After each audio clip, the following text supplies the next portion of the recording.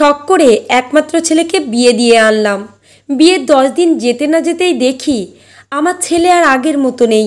আমার বয়স 60 চলছে। আমি সরকারি চাকুরিজীবী ছিলাম। যে ছেলে অফিস থেকে এসে সবার আগে আমাকে খুঁজতো, ওই ছেলে এখন মায়ের খোঁজ না নিয়ে সবার আগে বউকে খোঁজে। সারাক্ষণ বউয়ের সাথে সময় কাটায়, বউকে মুখে তুলে খাইয়ে দেয়, কিন্তু মা খেলো কি না তা খোঁজ নেয় না।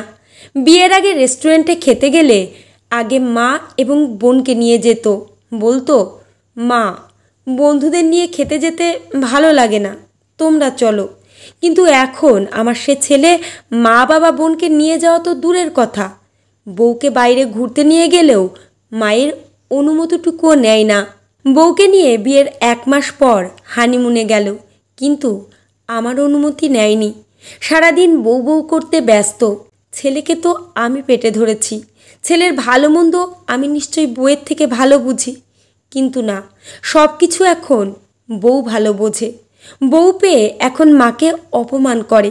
আমার ছেলে কখনো বেগুন খেত না, বেগুন রান্না করলে রাগে খাবার খেত না।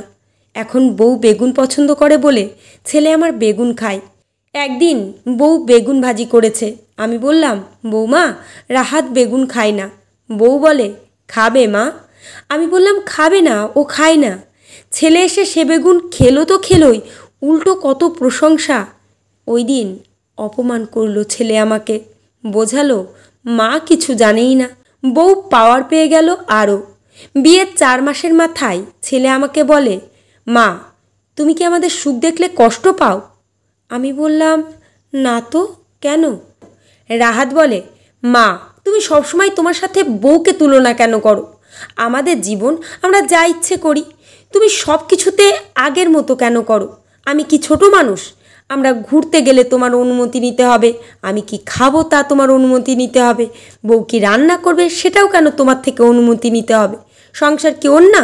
এরপর ছেলে আমার বউকে নিয়ে আলাদা হয়ে গেছে, আলাদা বাসা। আমি কি করেছি আপনারা বলুন? আমি তো মা, আমি কি ছেলের ক্ষতি চাই? ছেলের বউরা বিয়ে করে এসেই মায়ের থেকে ছেলেকে আলাদা করে। আমি রাহাতের ছোট বোন লিখছি, আমার মায়ের হয়ে আপনাদের লিখে পাঠালাম।